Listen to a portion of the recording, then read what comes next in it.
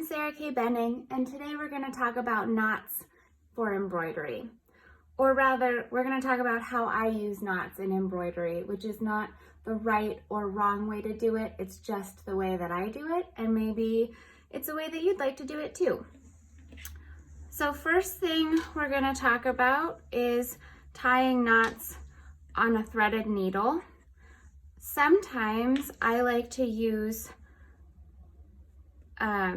3 strands of thread doubled over to 6 with all the ends knotted together. When I'm doing that, I want to bring all the ends down to an even place here at the bottom, and then I'm going to loop that thread around my finger, making an X, and use my thumb to roll those threads right to the tip.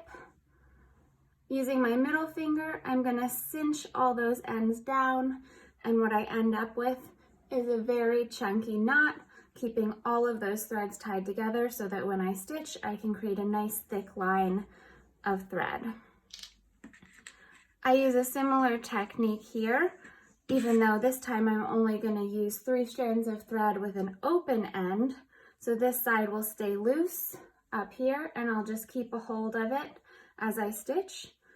So again, I'm going to hold the thread between my index finger and my thumb, wrap the thread around, making an X, use my thumb to roll those threads off the tip of my finger, using my middle finger then to pull that down and cinch it together to make another chunky knot.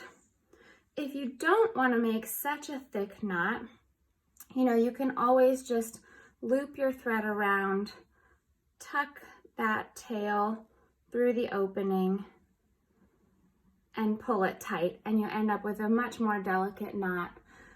Depending on the type of fabric you use, that might be sufficient. If you're using a fabric with a more open weave, that also might just pull right through when you make a stitch, which is why I like to use these big chunky ones. Okay. The next part of making knots is how to do it on your hoop. So when working with knots in embroidery, you always want to make sure you're starting from the back, of course, so that your knot isn't visible on the front of your piece. When you know that it's time to change colors or you're running out of thread on your needle, I use knots to just secure the thread on the back of the hoop as well. If in this case, I might just be changing colors and have quite a lot of thread left on the needle, I would cut it, stick that needle somewhere safe where I'm not going to lose it, and then take some thread in each hand, tie a simple double knot there right against the back of the fabric, and then I would trim off those tails. Pretty simple, pretty straightforward, probably easier than tying your shoes.